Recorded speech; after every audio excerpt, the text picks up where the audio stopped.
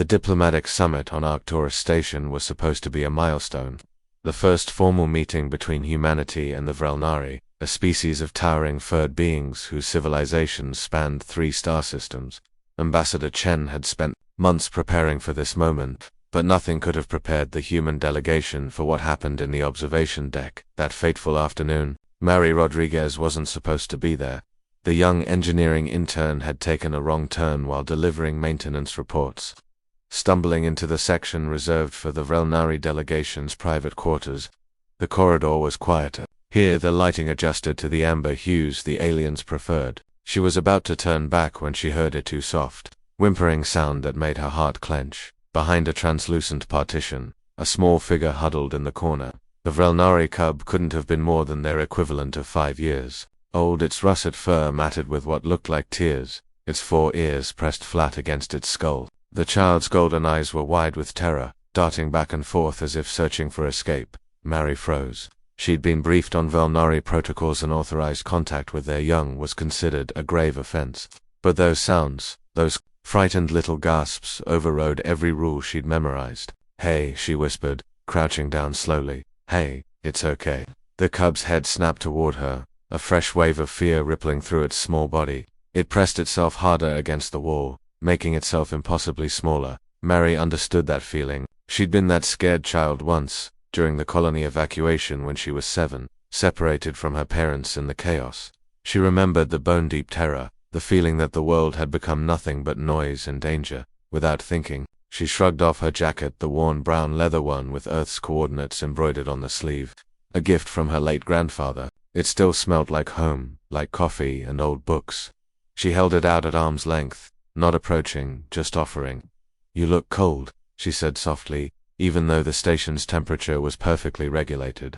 "This helped me once, when I was scared." The cub's breathing slowed slightly. Its nostrils flared, processing the strange scent. For a long moment, nothing happened. Then, with movements so tentative they barely disturbed the air, the small creature reached out one clawed paw and touched the leather. Mary set the jacket down and backed away slowly, giving space. The cub waited until she'd retreated several meters before darting forward and snatching the garment. It buried its face in the material, inhaling deeply, and something miraculous happened. Its ears lifted slightly, and the trembling subsided. That's when the doors burst open and 3 adult Vrelnari stormed in, followed by a panicked James Mitchell from security.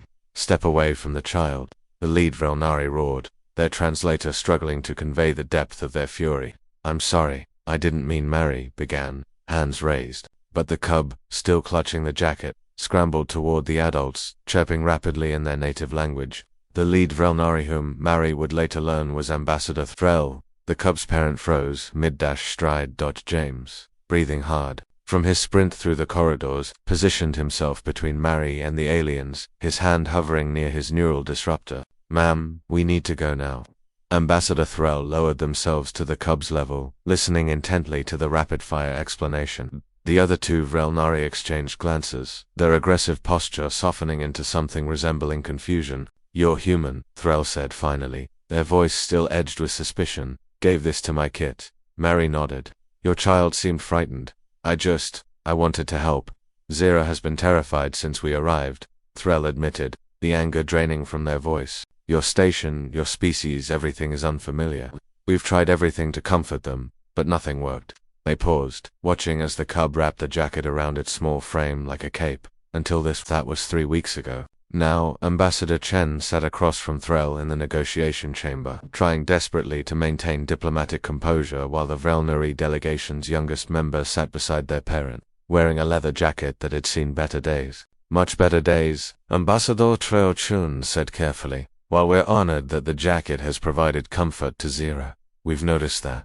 "Well, it smells," James muttered from his position by the door, earning a sharp look from Chen. Threll's ears twitched in what the humans had learned was amusement.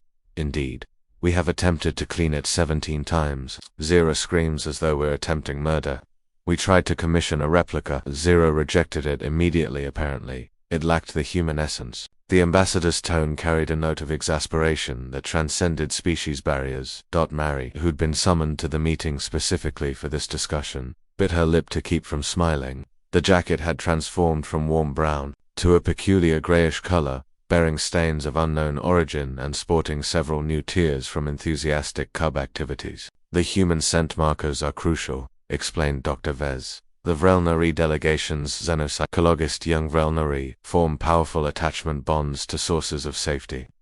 Your engineer, they nodded, toward Mary provided comfort during a moment of extreme distress. The jacket now represents security itself.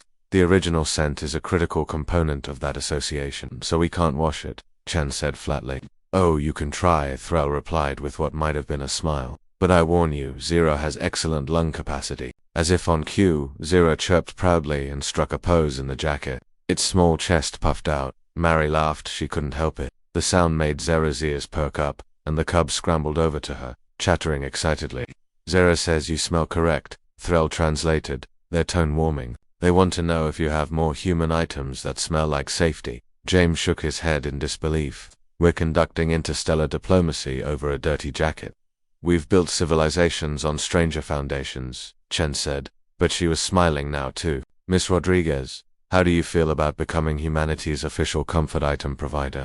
Before Mary could answer, Thrall spoke again, their voice taking on a formal tone.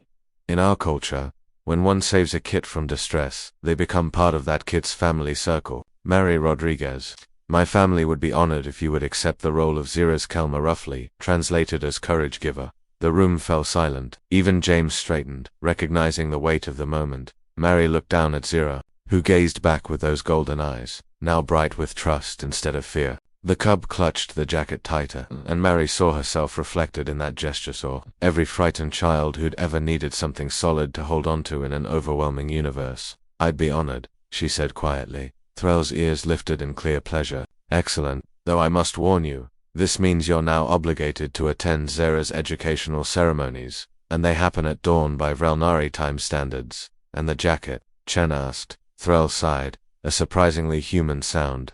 The jacket stays. Unwashed. We've installed air purifiers in our quarters. As the meeting adjourned and the delegations filed out, James fell into step beside Mary. You realize you just created an interstellar incident over a jacket. Actually, Ambassador Chen interjected, she just gave us our breakthrough. Thrall told me this morning that Zera's bonding with Mary has convinced their council that humans are trustworthy. They're ready to sign the treaty. Mary watched Zera bounce down the corridor, the oversized jacket trailing behind like a superhero's cape, and smiled. Her grandfather had always said that jacket would take her places. He just never specified which places. Might be in other star systems,